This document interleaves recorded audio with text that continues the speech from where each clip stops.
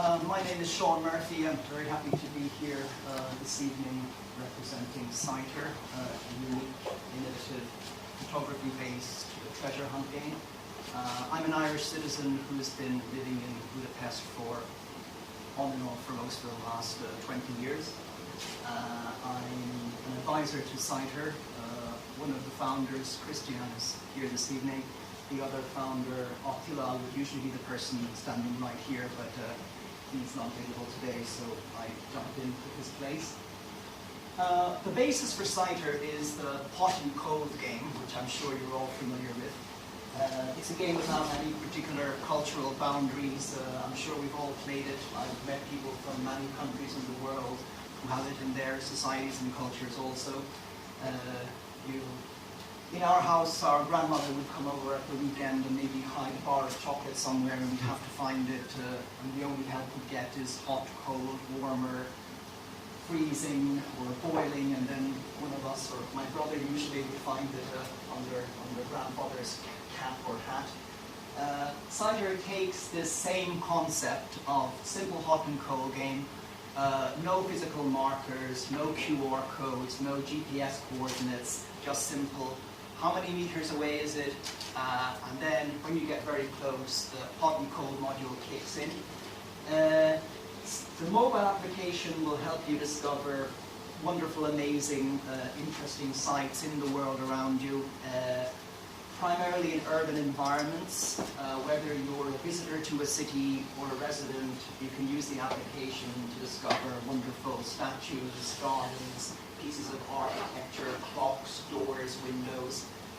Let's have a look at a video here. This is actually Attila holding an old version of the game in his hand. He's at Szélkán Antéra, Hub on the Buda side. He's just selected a piece of street art he'd like to find, and he's using CITER to get closer to it now. He's waiting for it, and now the hot and cold module kicks in because he's within 10 meters. And all he has to do is find the exact piece of street art and take a photograph of it. So there he's got it, point and click, and that's it. He now gets his points, or he's registered on the leaderboard. He's found the site. CITER is placed kind of in the center of these three segments. I'd say at the moment our main competition is geocaching. For those of you who don't know what geocaching is, I'm sure you all know what it is.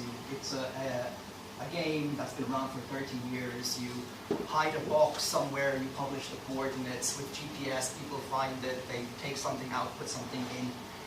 Geocaching app has 400,000 paying users at the moment. It's more suited to non-urban environments, and you have to physically put something in, take something out, whereas with CITER, it's all photography based, it's very urban, it's quick and easy to add the treasures, as it were. Travel apps, there are lots of them, Pocket Guides, TripAdvisor, etc. But there are so many travel apps right now, it sort of takes the spontaneity out of discovering things when you're in a new city, which is, CITER definitely doesn't lack spontaneity when it's all about really discovering the urban environment around you. And social discovery apps, like for example Foursquare, I suppose is the benchmark here, but what Foursquare doesn't really have any challenges per se. It's just simply checking in. There's nothing challenging about using Foursquare to find a hidden treasure. You go there, you check in, and that's pretty much it. Here's some sample screenshots of what you see on your mobile phone when you're playing CITER. This is a sample of a particular site.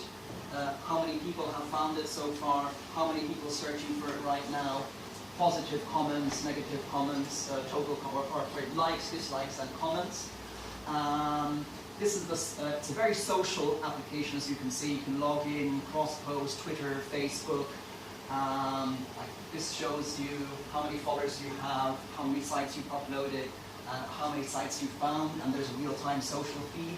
So CITER is not just about discovering sites. There's a personal social discovery aspect to it. Is also you're finding friends and friends who are now maybe strangers but will soon be friends because they're looking for the same sites as you in the same city as you. So it's a social discovery application also.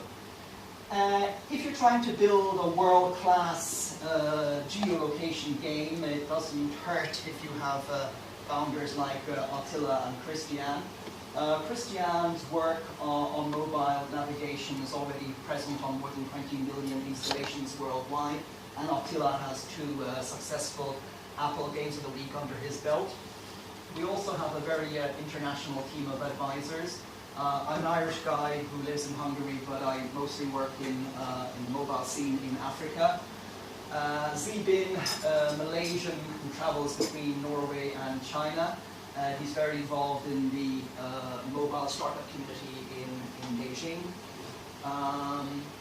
Cider has just finished a 3-month accelerator program in Dublin, the Ryan Academy Propeller Accelerator, which is a 30,000 euro seed round and 3 months, which just ended recently. And Cider is now once again going to be a startup nomad because out of, by the way, for Ryan Academy is 147 applicants and 8 startups were chosen. And Cider was recently selected to the current round in Startup Chile in Santiago. 1,570 applicants and 100 successful selectees who get $40,000, which is basically equity-free money. The condition is you have to spend 6 months in Chile. So, revenue models, money, where is it coming from? Cider stands firmly on 2 feet, or 2 pillars. There's the main focus is the B2C market, acquiring users, and there's also a B2B side. I'm going to go back for a moment and talk about the B2C side of it, looking at geocaching. Geocaching currently would be our main competitor on the B2C side. They have 400,000 paying users for their application on Android and iOS altogether. Their price point is $30 for 1 year and $9.99 to $10 for 3 months. Oops, sorry. We're confident that over an 18-month period, Cider can, post first round funding, Cider can take away 10% of that current user base at a much, much lower price point of approximately $10 per year. So that's not the entire addressable market by a long shot, just talking about our main competitor. On the B2C side of things, we've been pleasantly surprised by how attracted companies are to the Cider model. Currently, we have 3 B2B partnerships. One with Budapest Zoo, developing, it's a beta revenue share app, which will be available, what month, Christian? About 1 month. It's also deployed by Waterways Ireland, which is a semi-state body for promoting heritage sites close to Ireland's lakes. There's also an app for that. Cider was also used for Budapest 100, which was held about 3 or 4 months ago. And it's a small festival exploring old buildings in Budapest and their heritage. So where we are right now, available on iOS at the moment. We're currently looking for more B2B partners. Android rollout will commence in 4 weeks.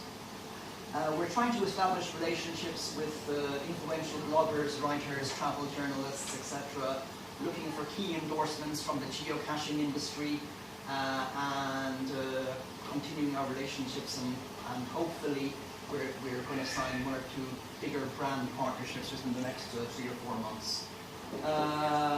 We're also regular attendees at startup competitions. Dublin Beta, 2nd place, Startup Sauna finalist, Wara London finalist, Collabs, previous round finalist, and what we're probably most proud of, Smart Mobile, 2nd place. And that's it. Cider. Thank you.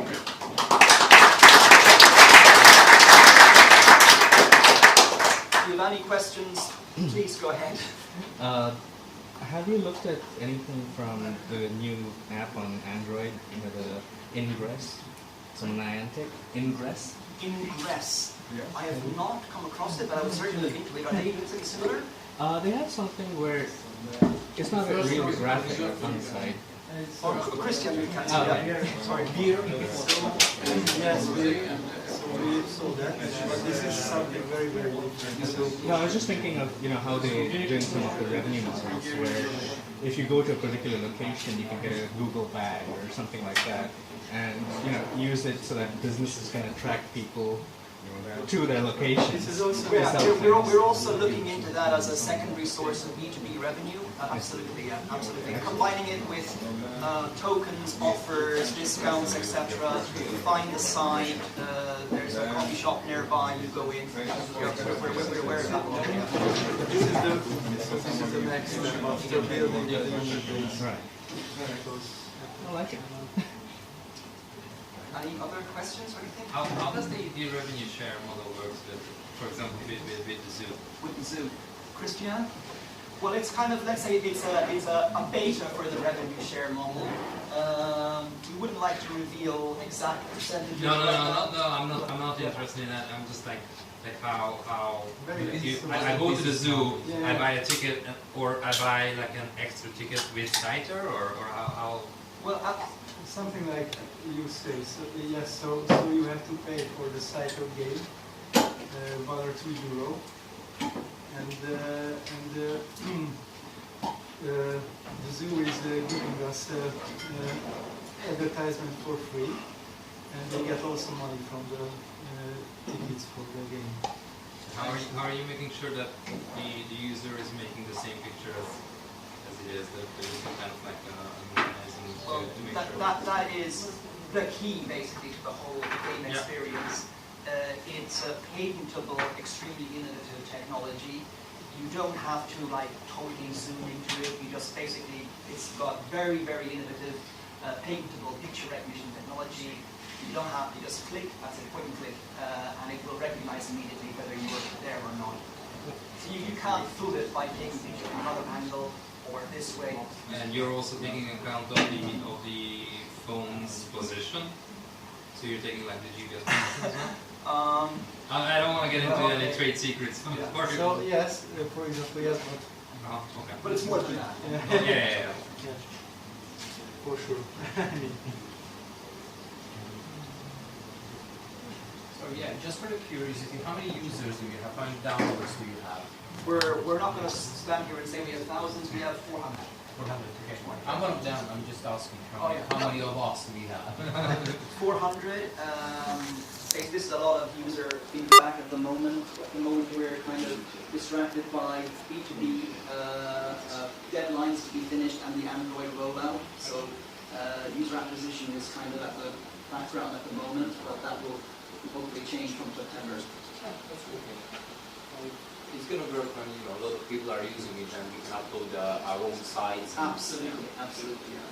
It depends. Its success will be dependent on financial users who really want to upload sites. Yeah, absolutely. Obviously the future, so when we will be reaching this critical mass that gets directly. Well, we're still in fundraising phase at the moment, so we're going to know tomorrow whether we're in the last 30 for a 50,000 enterprise, €50,000 Enterprise Ireland semi-grant. So far we've had funding from Startup Chile, from Propeller. To really ramp things up, we're looking to raise €350,000. So that's our aim before the end of the year. What is that for? So what will we need basically 3 full-time engineers.